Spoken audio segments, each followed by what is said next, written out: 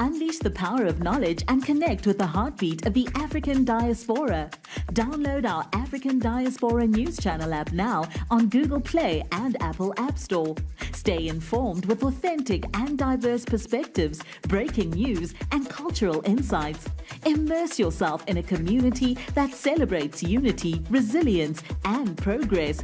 Experience the vibrancy of the diaspora at your fingertips. Don't miss out. Empower your perspective today. Search African Diaspora News Channel and join the conversation.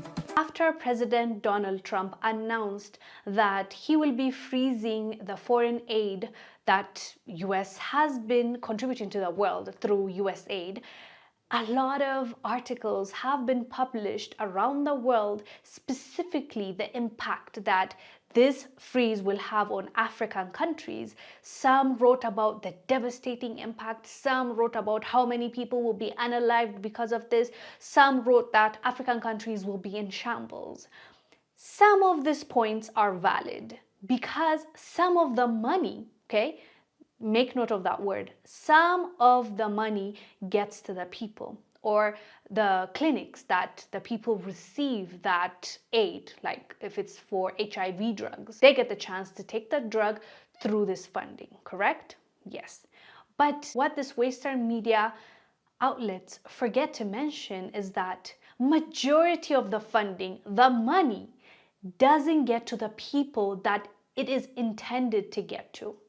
Majority of the people don't get to benefit from this aid. So when they're writing things like this is going to be devastating, a lot of people will be unalived, unfortunately, a lot of people don't get to see that funding, that benefit that should have come from that foreign aid. It's a lot of money that gets funneled through USAID. And now we've been hearing quite a lot of stories and reports coming from the US and coming from US government officials that, yes, the money was actually benefiting terrorist groups that it was not intended for. But let me add something as well.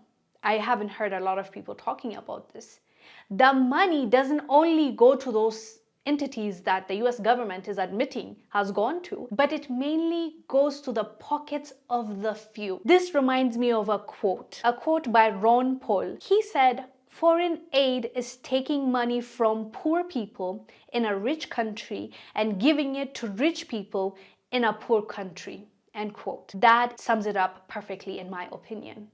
As much as, this government's pretend to believe that this money goes to the people, it doesn't. And it benefits them. That's why they pretend like it goes to the right people, the intended people, because they get to claim superiority, they get to claim we've done this and that, and they get to also influence the politics of the country because they're indirectly giving money to those people in power or soon to be in power, and those people pretending to be giving out the money the right way in the right channels. So it's a circle. It's just a weird circle where the actual people don't benefit. The actual people, for example, in the US are not benefiting because taxpayers are the ones that are giving this money to the government, right?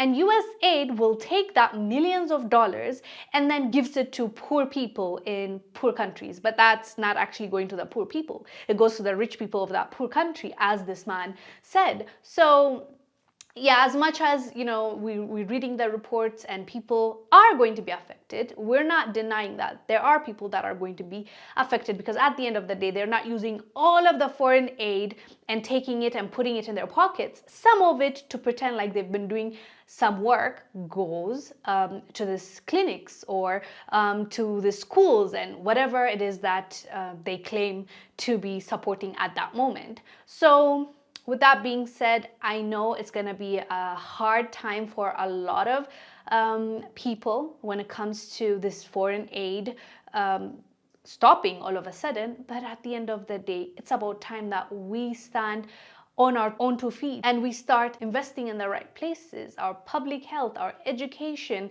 That's part of the deal when you become a leader in a government. So let's now put up infrastructure. This should force us to move in the right direction, in my opinion. Anyway,